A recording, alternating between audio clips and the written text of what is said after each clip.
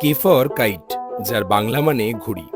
ছোটবেলায় ইংলিশ বইতে এটুকু সবাই পড়েছে, কিন্তু আমাদের কাছে কে ফর কাইট মানে শুধু একটা ঘুড়ি নয়, এটা একটা উৎসব।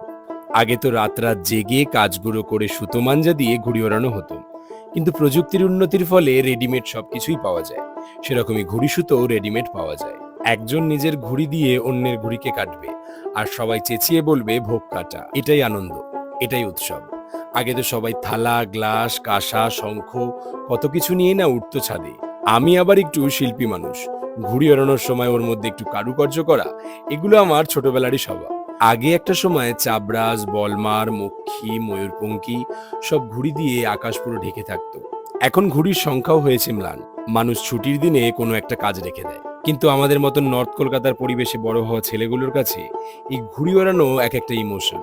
পাশের ছাদের ঘুড়ি কেটে তাদেরকে প্যাক দেওয়া, ওই এক দুদিনের জন্য তাদেরকে শত্রু বানিয়ে নেওয়া, এগুলো যুগ যুগ ধরে একই রকম ভাবেই চলে আসছে। কিন্তু এখন প্লাস্টিকের লাইলন সুতোর জন্য অনেক রকম দুর্ঘটনা দেখা দিচ্ছে।